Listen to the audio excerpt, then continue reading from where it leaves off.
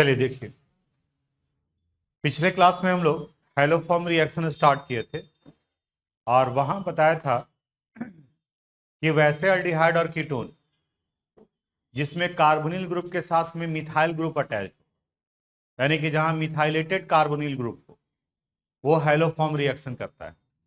अगर सोडियम हाइपोआयोडाइड से कराते हैं तो आयोडोफॉर्म टेस्ट देगा।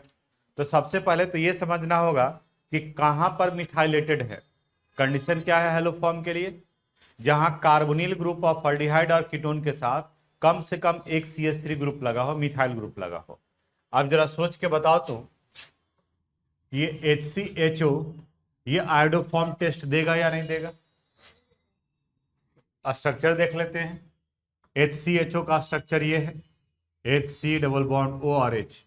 कंडीशन क्या बताए थे कि कार्बोनिल ग्रुप के साथ में एक क्या जुड़ा होना चाहिए? CH3, यानी कि मिथाइल ग्रुप, तभी वो आयोडोफॉर्म टेस्ट देगा। अब बताओ ये आयोडोफॉर्म टेस्ट देगा? ये आयोडोफॉर्म टेस्ट नहीं देगा क्योंकि इसमें तो हाइड्रोजन ही है। दोनों में से कहीं भी अगर CH3 लगा हुआ रहेगा तो देगा। आप इसके बारे में बताओ तो CH3 C double bond OH ये आयोडोफॉर्म टेस्ट देगा या नहीं देगा? देगा, क्योंकि इसमें इसके साथ में एक मिथाइल ग्रुप अटैच्ड है, तो ये आयोडोफॉर्म टेस्ट देगा। उसी तरीके से आगे क्वेश्चन भी बनाएंगे हम लोग कि कौन आयोडोफॉर्म टेस्ट देगा और कौन आयोडोफॉर्म टेस्ट नहीं देगा। इस आयोडोफॉर्म टेस्ट में होता क्या है? कहता है कि both aldehyde and ketone having at least one methyl group, जैसे अगर CH3 C double bond O और H है, इनका रिएक्शन अगर कराते हैं सोडियम हाइपोआयोडाइड से यानी NaOI, तो एक ग्रुप ये जो CH3 है ये आयोडो फॉर्म में कन्वर्ट करेगा और बाकी का रेस्ट पार्ट ऑक्सीडाइड हो जाएगा, यानी HC डबल O Na, और यहां ये बन जाएगा CH3। इसी को आयोडो फॉर्म कहा जाता है, आयोडो फॉर्म। जैसे CHCl3 को क्लोरोफॉर्म कहते हैं, क्लोरीन था तो क्लोरोफॉर्म और आयोडीन है तो आयोडोफॉर्म। अगर हम लोग ये कीटोन ले लेते हैं CH3 CH2 C double bond O और CH3, आयोडोफॉर्म के लिए कंडीशन क्या है कि कम से कम एक मिथाइल ग्रुप होना चाहिए। बताओ तो इससे मिथाइल ग्रुप है क्या? है ना, राइट साइड में, तो आयोडोफॉर्म टेस्ट देगा। तो ये वाला पार्ट कार्बोक्सिलिक एसिड में और ये पार्ट आयोडोफॉर्म में, यानी यहां ये ऑक्सीडाइड हो जाएगा CH3 CH2 C double O Na और प्लस CHI3। नोट कर लीजिए इसको, फिर आगे बताते हैं। हो गया? हेलोफॉर्म का जो लिया लिखवाए हैं स्टेटमेंट, उसमें ये बताए हैं कि वैसे अल्डिहाइड या वैसे कीटोन जहां कार्बोनिल ग्रुप के साथ में CH3 जुड़ा हो वो आयोडोफॉर्म टेस्ट देंगे, या वैसे अल्कोहल भी आयोडोफॉर्म टेस्ट देंगे जिनमें उस तरह के अल्डिहाइड और कीटोन फॉर्म करने की प्रॉपर्टीज हो। जैसे अल्कोहल का ऑक्सीडेशन कराते हैं तो बनता है ना, प्राइमरी अल्कोहल है तो अल्डिहाइड और सेकेंडरी अल्कोहल है तो कीटोन। लिखे तो एक question, identify the chemical substance, identify the chemical substance in following which can give in following which can give iodoform test, which can give iodoform test, iodoform test।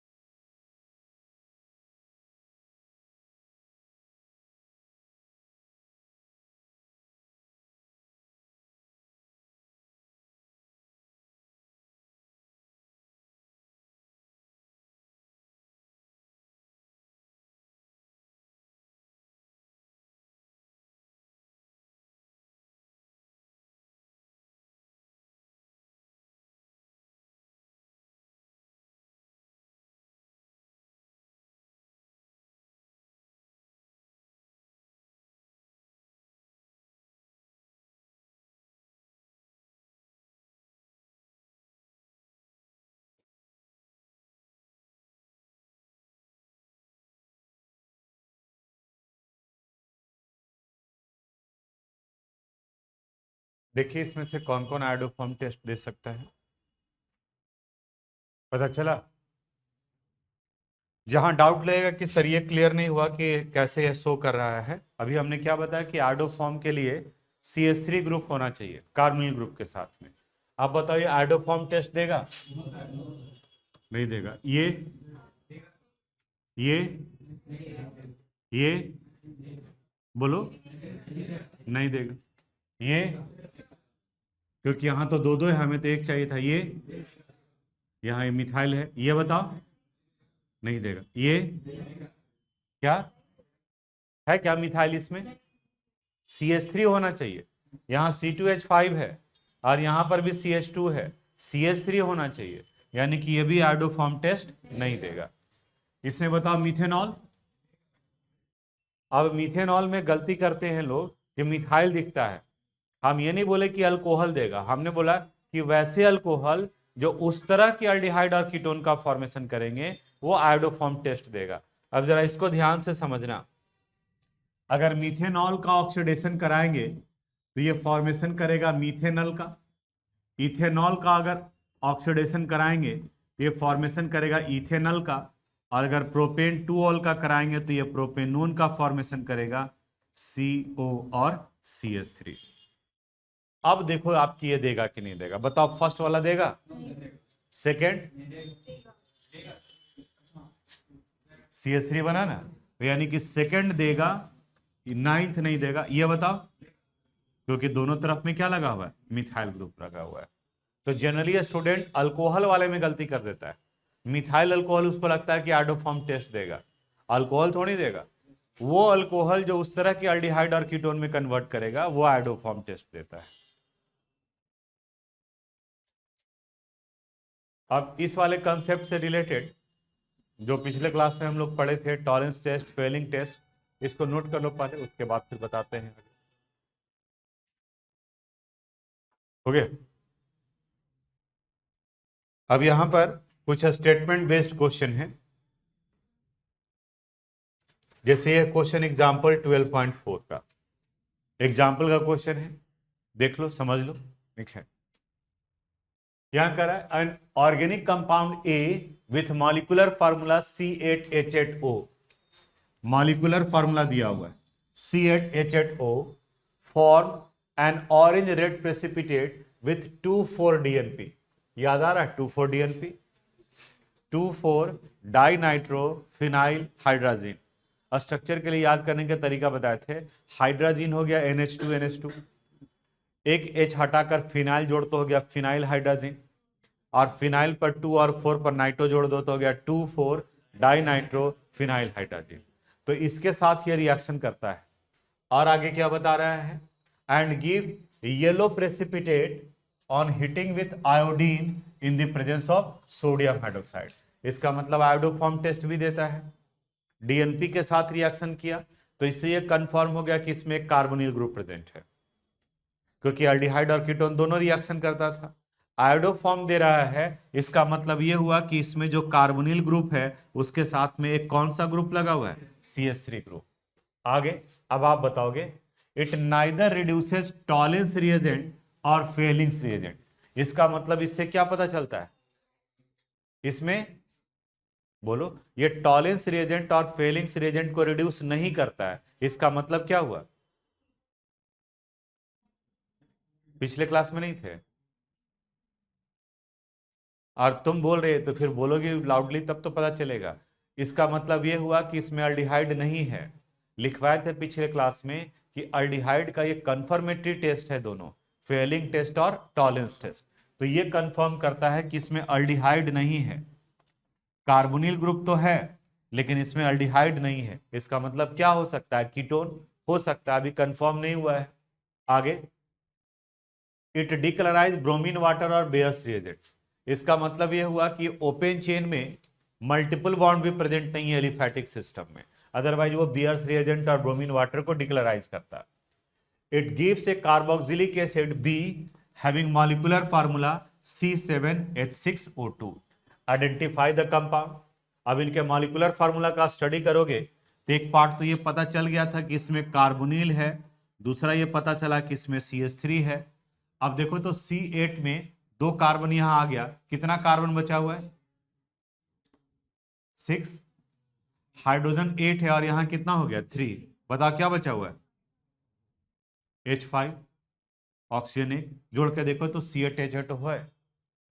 Carbon 6, 7 and 1 8, 5 and 3 8 और oxygen 1, यानी कि C8H8O ये हुआ। उसी को हम यहाँ पर स्टेटमेंट वाइज भी लिख दिए हैं, जैसे लिखवाते हैं। ये एग्जाम्पल का क्वेश्चन था आपका, लेकिन स्टेटमेंट बेस्ड है वो। देखो अभी जो डिस्कस किया उसी को फिर यहाँ है। Compound A react with 2,4-DNP, it indicates that the compound A has a carbonyl group.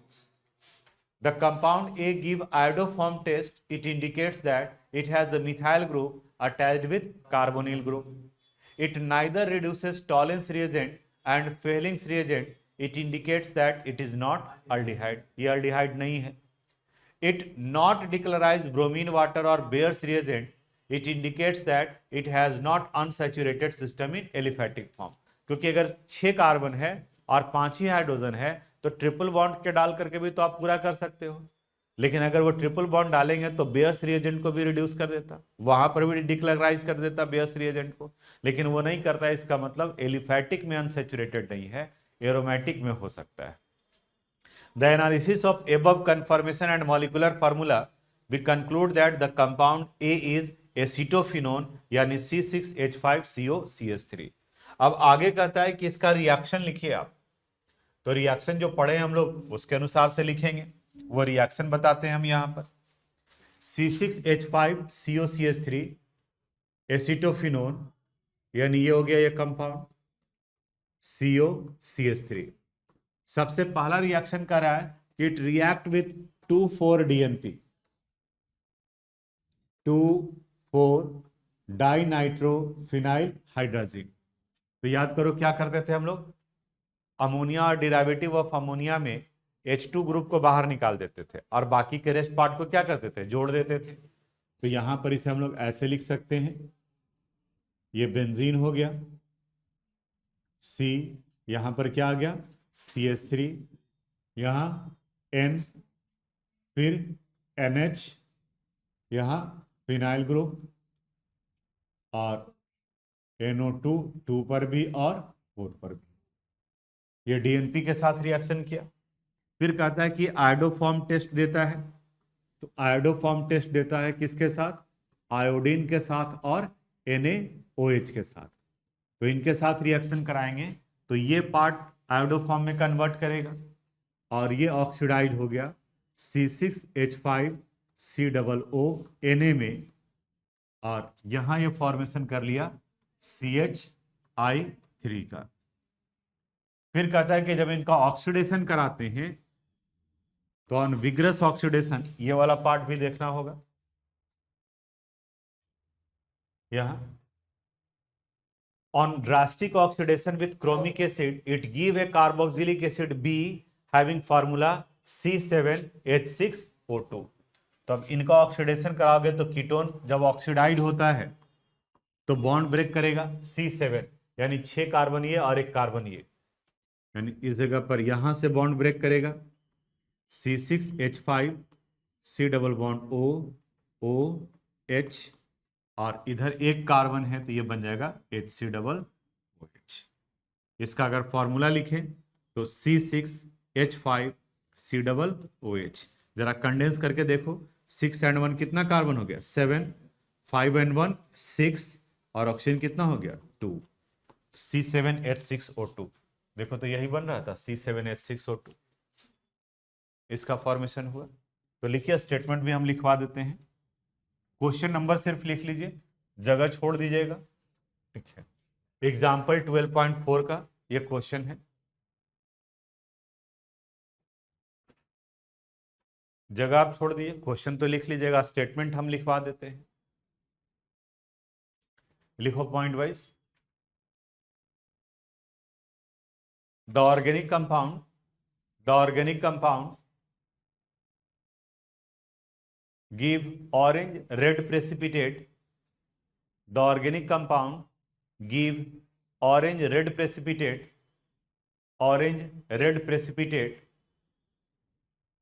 with 2,4-DNP, orange red precipitate with 2,4-DNP, it means it has a carbonyl group. It means it has a carbonyl group. Has a carbonyl group. Carbonyl group, इसमें एक carbonyl group है. Next point, it give iodoform test. It give iodoform test. Iodoform test, it means it has a methyl group. It has a methyl group attached with, it has a methyl group attached with carbonyl group, attached with carbonyl group, carbonyl group. Next point, it not reduces Tollens or Fehling's reagent. It not reduces Tollens or Fehling's reagent, or Fehling's reagent. It means it is not aldehyde. It means it is not aldehyde. Not aldehyde. Next point, it not decolorize bromine water. It not decolorize bromine water or Bayer's reagent, or Bayer's reagent. It means it has not unsaturated system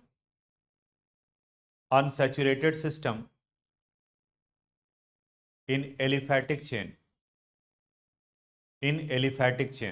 Unsaturated system in aliphatic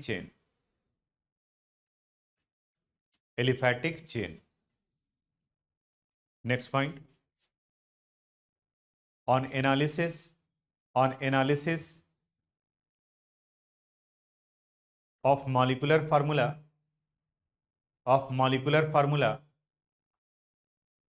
and given properties, we conclude that the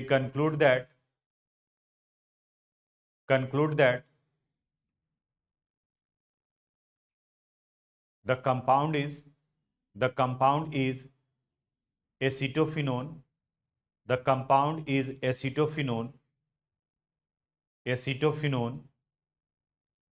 and its molecular formula, and its chemical reaction,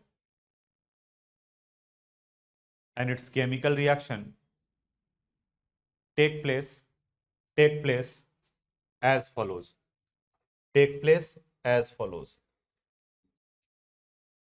note कर लीजिए आप इसको.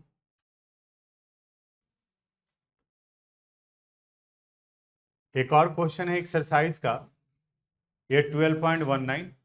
ये भी statement based question ही है, लेकिन पहले वाले से इसमें स्टेप ज्यादा हो गया, क्योंकि यहाँ पे मॉलिक्यूलर फार्मूला नहीं दिया हुआ है. मॉलिक्यूलर फार्मूला की जगह पर इस जगह पर इसका परसेंटेज कंपोजिशन दिया है. तो पहले मॉलिक्यूलर फार्मूला निकालना होगा, और परसेंटेज से मॉलिक्यूलर फार्मूला निकालने के लिए क्लास 11th में पढ़ना था, some basic concept of chemistry में, determination of empirical and molecular formula from percentage composition. और वहां हम आपको दो मेथड बताए थे. एक बताया था टेबुलर फॉर्म में, element, percentage, atomic mass, mole, simplest ratio, nearest whole number, तो फिर निकलेगा एम्पिरिकल फार्मूला और फिर मॉलिक्यूलर फार्मूला. और दूसरा तरीका बताए थे कि जो परसेंटेज निकालने का मेथड है, फार्मूला है, उसी से आप नंबर ऑफ एटम्स निकाल लो, और जब एटम्स निकल जाएगा तो मॉलिक्यूलर फार्मूला निकल जाएगा. जैसे क्या बताए थे, आप में से अगर पढ़े होंगे तो वहां एक फॉर्मूला था, परसेंटेज ऑफ एन एलिमेंट, यानी अगर किसी एलिमेंट का परसेंटेज निकालना है तो इनका फॉर्मूला था number of atoms into atomic mass divided bye molecular mass into 100, ये यूज करते थे। आप बताओ यहां पर इसी फॉर्मूला का यूज करके अगर हमें नंबर ऑफ एटम्स निकालना है तो क्या हो जाएगा, नंबर ऑफ एटम्स ये निकालना है तो क्या हो जाएगा formula, percentage of element into molecular mass divided by atomic mass into 100। अब यहां देखो कौन कौन सा एलिमेंट दिया हुआ है, कार्बन का परसेंटेज दिया है 69.77, हाइड्रोजन का है 11.63 एंड रेस्ट इज ऑक्सीजन। तो इसको 100 में से माइनस कर देंगे और इनका मॉलिक्यूलर मास कितना दिया हुआ है 86। तो पहले इनसे हम लोग निकालेंगे इसका,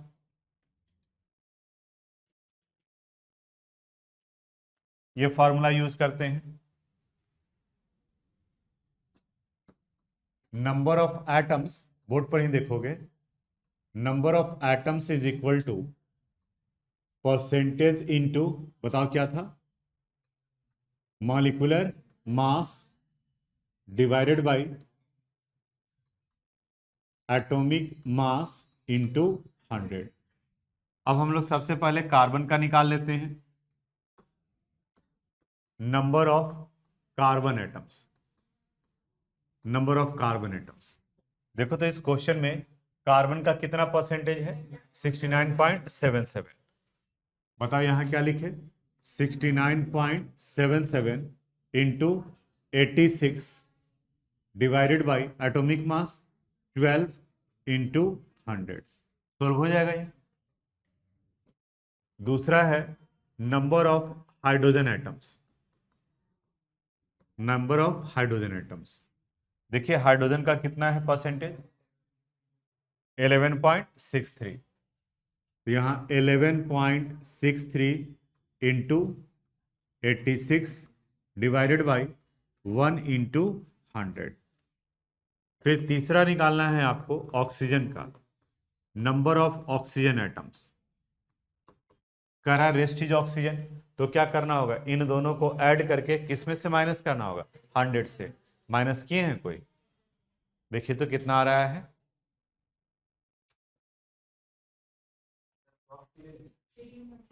18.6, एक ही डेसिमल के बाद में एक ही दो डिजिट है तो उसमें कितना करोगे 18.6 इंटू 86 डिवाइडेड बाई 16 इंटू 100। अब इसको सोल्व करोगे तो ये 5.00 समथिंग आता है, यानी 5, हाइड्रोजन का वैल्यू निकालेंगे तो 10 पॉइंट समथिंग यानी कि 10, और इनका ये वैल्यू 1 आता है, ये वैल्यू सोल्व करेंगे तो 0.999 आ रहा है, ये 1 के अप्रॉक्स। तो देखो तो अब इससे पता चल गया कि इसका मॉलिक्यूलर फार्मूला क्या हो गया C5H10O, ये हो गया, यानी इतना काम ये एडिशनल हो गया था। अब जब पता चल गया कि इसका ये C5H10O है तो बाकी का हम आगे का काम कर सकते हैं, C5H10O। अब आगे देखो,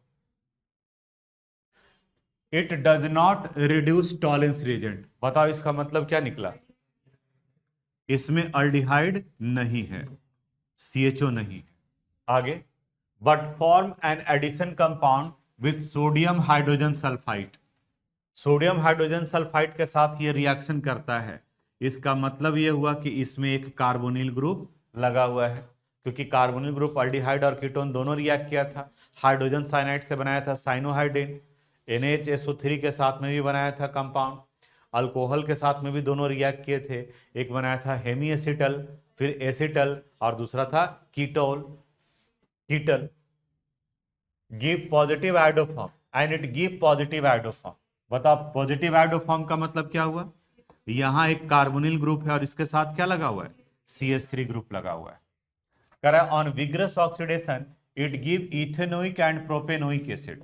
तो इथेनोइक यानी CH3COOH और दूसरा प्रोपेनोइक यानी CH3CH2COOH। इसका मतलब पांचों कार्बन एटम एलिफैटिक फॉर्म में है।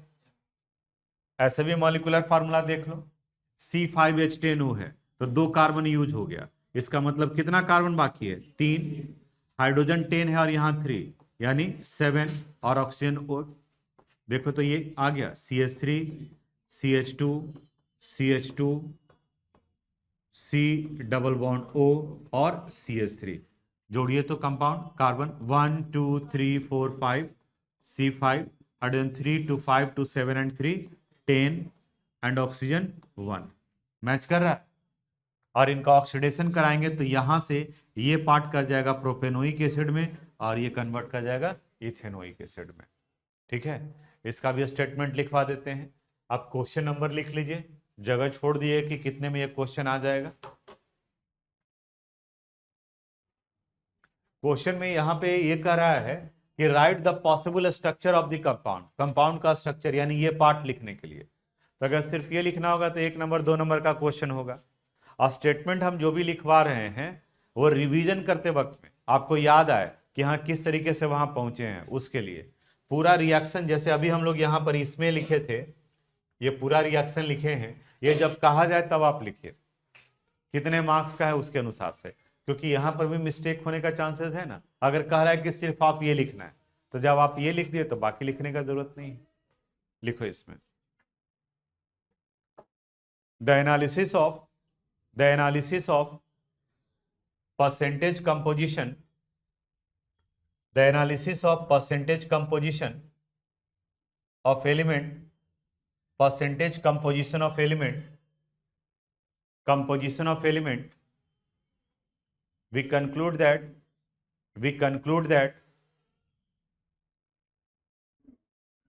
the molecular formula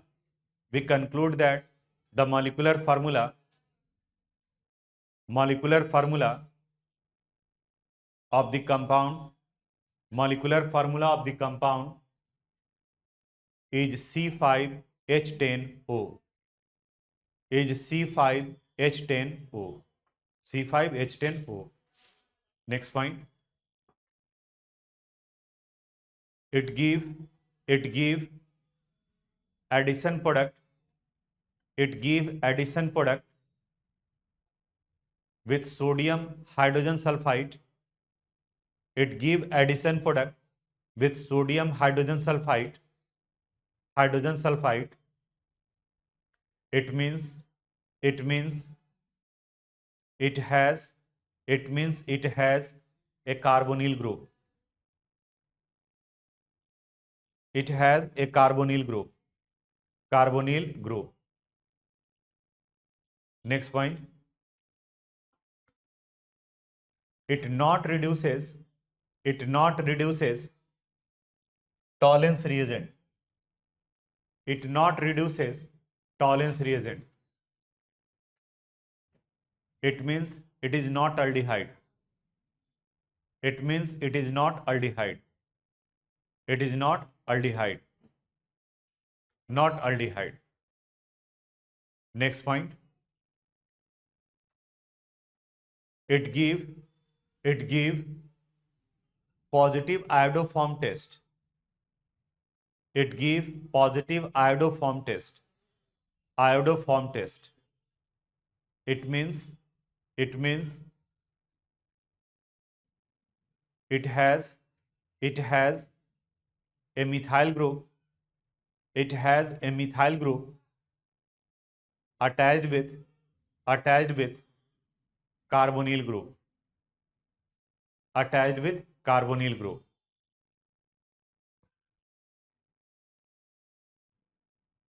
Next point, it give propanoic acid. It give propanoic acid and ethanoic acid. It give propanoic acid and ethanoic acid. It means all 5 carbon atoms It means all 5 carbon atoms in aliphatic chain. All 5 carbon atoms in aliphatic chain. Aliphatic chain. In aliphatic chain. Next point. The analysis of above properties. The analysis of above properties. We conclude that the compound is pentane 2-one. The compound is pentane 2-one. Pentane 2-one. The compound is pentane 2-one. Next point. The chemical reaction can be written. The chemical reaction can be written as follows. Can be written as follows. अगर इसका भी हम लोग reaction लिखना चाहें तो ऐसे लिख सकते हैं. देखो यहां बोर्ड पर CH3 CH2 CH2 C double bond O और CH3. इनका रिएक्शन करा दिया सोडियम हाइड्रोजन सल्फाइड से NaHSO3 से. तो याद करो किस तरीके से लिखे थे हम लोग. CH3 CH2 CH2 C यहां ONA नीचे में SO3H या OSO2H भी लिख सकते थे और यहां पर क्या आ गया CH3. अगर इनका आयोडोफॉर्म टेस्ट दिखाना चाहते हैं तो आयोडोफॉर्म टेस्ट में सोडियम हाइपोआयोडाइड भी ले सकते हैं NaOI या I2+ NaOH दोनों में से कोई एक. तो एक पार्ट ये ऑक्सीडाइड हो जाएगा CH3 CH2 CH2 COO Na और ये किस में आयोडोफॉर्म में CHI3. और कोई रिएक्शन था इसका विग्रस ऑक्सीडेशन. जब इनका विग्रस ऑक्सीडेशन कराएंगे तो प्रोपेनोइक एसिड यानी CH3 CH2 COOH और दूसरा बन जाएगा CH3 COOH. और इस कंपाउंड का अगर नेमिंग करें हम लोग तो 1 2 3 4 5 तो ये आ गया पेंटेन 2-1. पेंटेन 2-1. नोट कर लीजिए इसको. लिख लिए. परसेंटेज वाला पार्ट भी तो कहीं लिखना होगा ना. ये भी आपको लिखना होगा कैसे पहुंचे यहां तक. यह स्टार्टिंग में ही होना चाहिए था.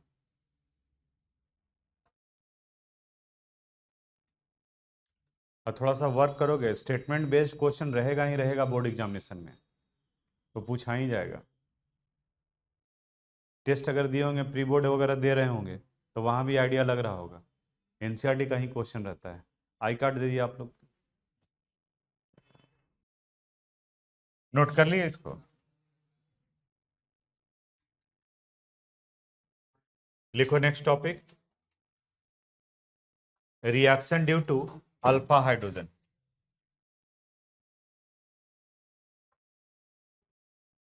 सिर्फ ऊपर वाला पार्ट लिखोगे. Reaction due to alpha hydrogen.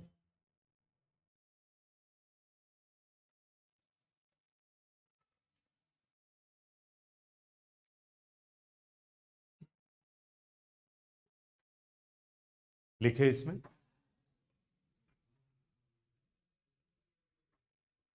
the carbon atom attached with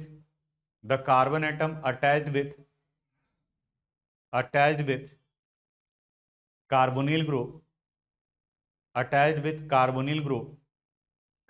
group of aldehyde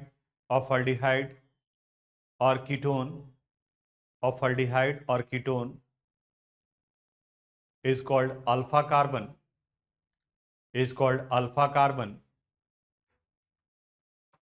and the hydrogen attached with it and the hydrogen attached with it is called alpha hydrogen. Attached with it is called alpha hydrogen. यानी यहां समझाने का कोशिश किया गया कि alpha है क्या। यहां कहा कि अल्डिहाइड और कीटोन इन दोनों में कार्बोनिल ग्रुप तो रहेगा ही रहेगा। अब इस कार्बोनिल ग्रुप के साथ में जो कार्बन अटैच्ड होगा उसे हम अल्फा कार्बन कहते हैं।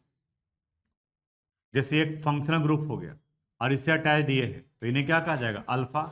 और इस अल्फा के साथ में ये जो अटैच्ड हाइड्रोजन है इसे ही हम लोग अल्फा हाइड्रोजन एटम कहते हैं। ठीक है, आप बता सकते हो HCHO में अल्फा हाइड्रोजन है या नहीं है।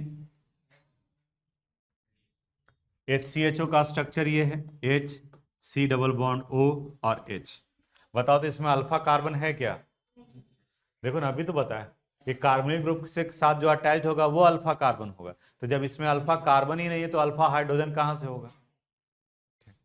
तो आगे का जो रिएक्शन हम लोग को पढ़ना है अल्डोल कंडेंसेशन और क्रॉस अल्डोल कंडेंसेशन, ये शो नहीं करेगा, वही करेगा जिसमें अल्फा हाइड्रोजन होगा। ये आप डायग्राम बनाइए।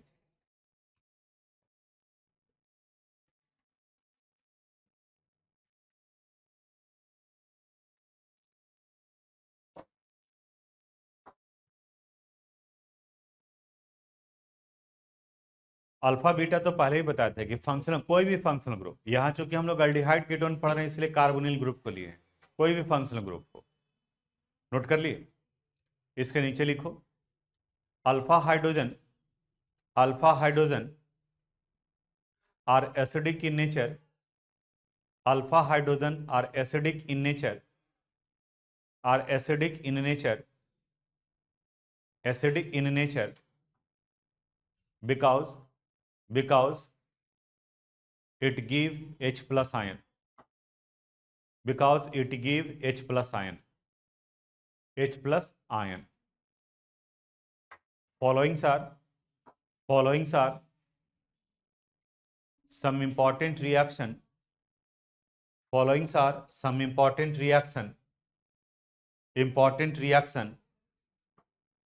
related to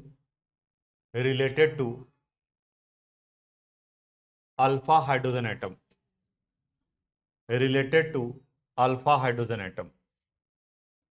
hydrogen atom. अब लिखो a aldol condensation reaction,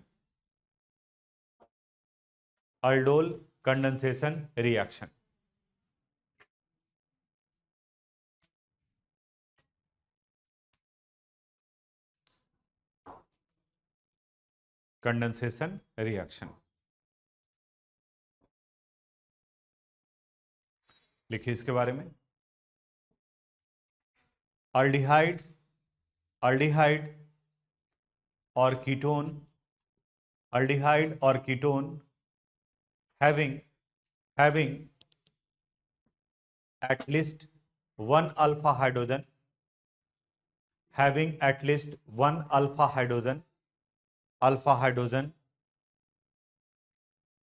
undergo reaction in the presence of dilute alkali, and give beta hydroxy alpha beta hydroxy aldehyde, bracket में लिखोगे aldol, ALDOL, aldol bracket close, और beta hydroxy ketone,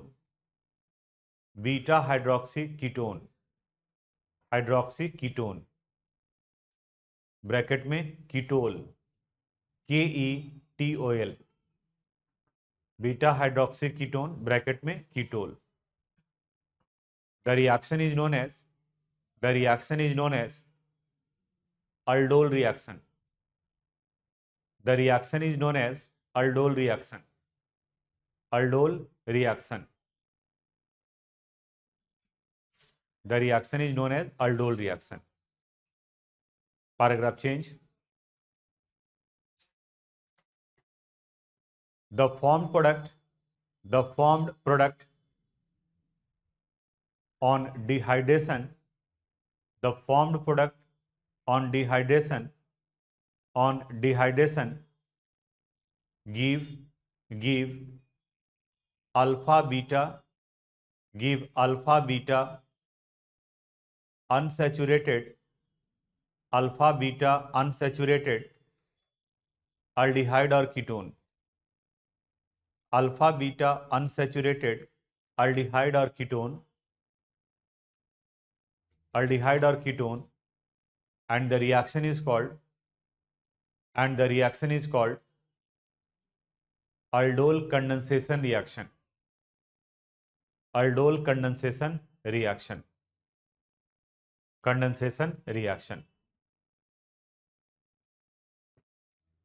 Condensation reaction.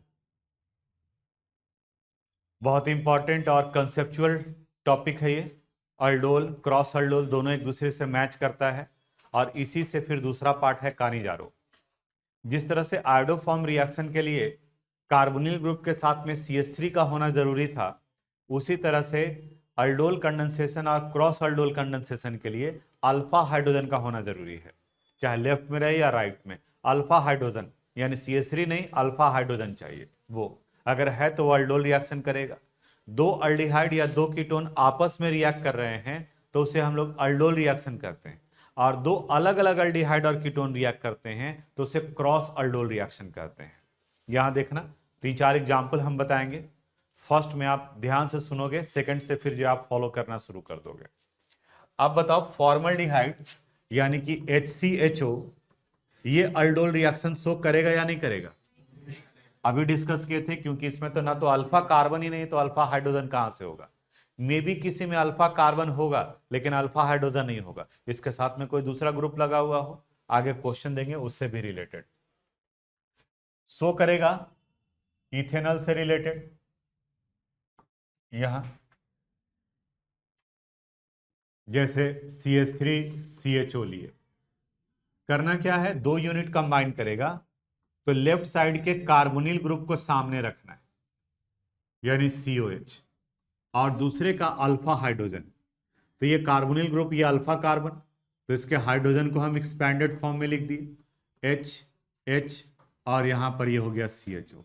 दोनों का formula गौर से देख के बताओ तो कि दोनों एक ही है या अलग अलग है।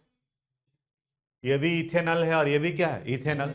लिखने का तरीका यहाँ कार्बोनिल को एक्सपैंड कर दिया और यहाँ अल्फा हाइड्रोजन को। क्यों? क्योंकि जब इनका डाइल्यूट NaOH के साथ रिएक्शन कराते हैं, अल्कली के साथ NaOH, तो ये हाइड्रोजन इसके साथ जुड़ जाता है। तो जैसे ही हाइड्रोजन यहां जुड़ेगा तो O किस में कन्वर्ट कर जाएगा, OH में।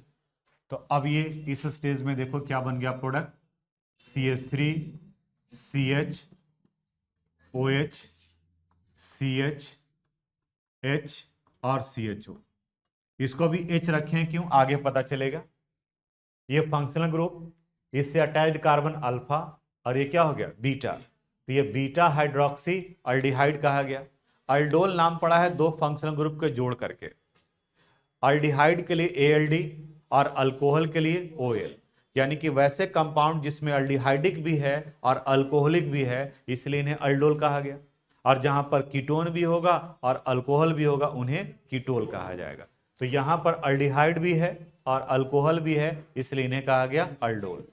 अब अगले स्टेप में जब हीट करते हैं तो यहां से H2O बाहर निकलेगा। तो देखो यहां से OH और यहां से H, इसलिए उसको H को हम ऊपर में रखे थे।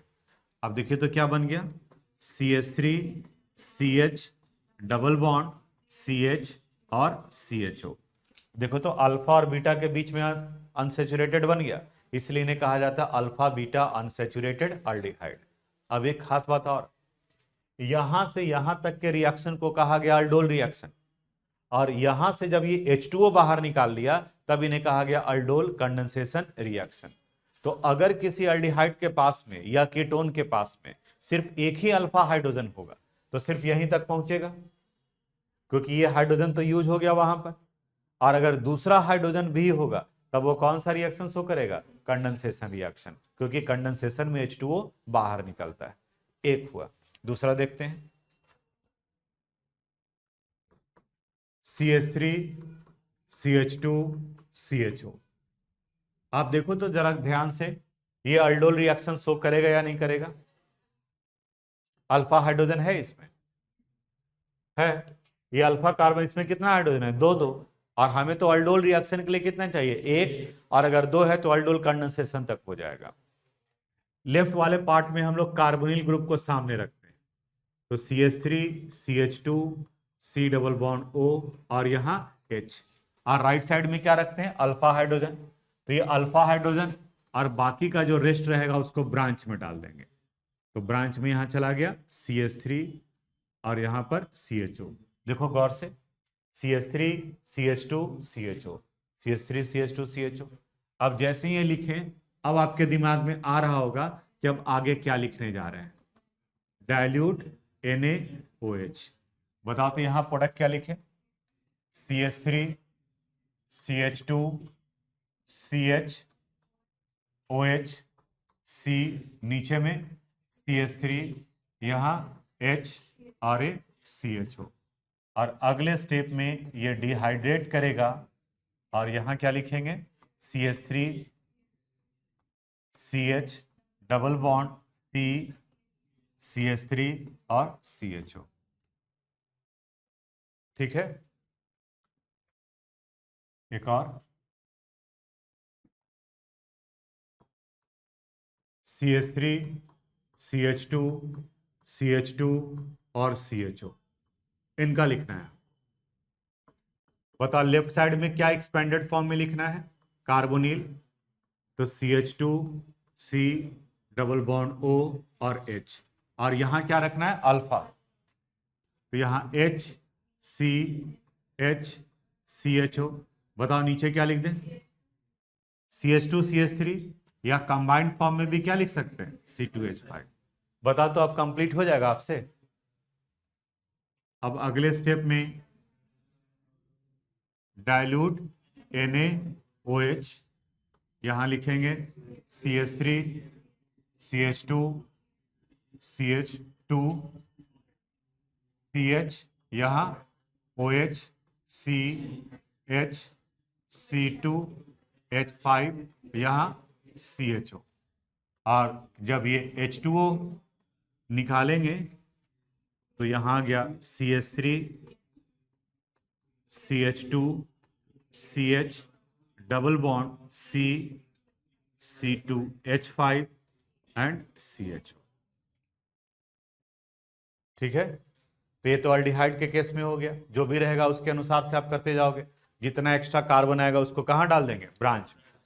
कीटोन में भी इसी तरीके से रिएक्ट करेगा। अब एक कीटोन का एग्जांपल ले लेते हैं, जैसे CH3 CO CH3, ये कीटोन है, इनका रिएक्शन कराते हैं। लेफ्ट साइड वाले का क्या रखना है? कार्बोनिल। तो यहां कार्बोनिल को रखेंगे तो जो एक्स्ट्रा होगा वो ब्रांच में डाल देंगे, यानी CH3 CO और यहां ये चला गया ब्रांच में। इस तरफ में चूंकि सिर्फ अल्फा ही है, और कोई रहता तो वो भी चला जाता ब्रांच में। H C H H C O और यहां CH3। इस जगह से क्या रिमूव कर दोगे? H। In the presence of dilute NaOH क्या बन जाएगा? यहां CH3 COH, नीचे में CH3 CH H C double bond O और CH3। अब यहां से आप H2O रिमूव कर दीजिए, OH और H क्या बन जाएगा? CH3 C CH3 double bond CH C double bond O और CH3 बन जाएगा आपसे। नोट कीजिए इसको।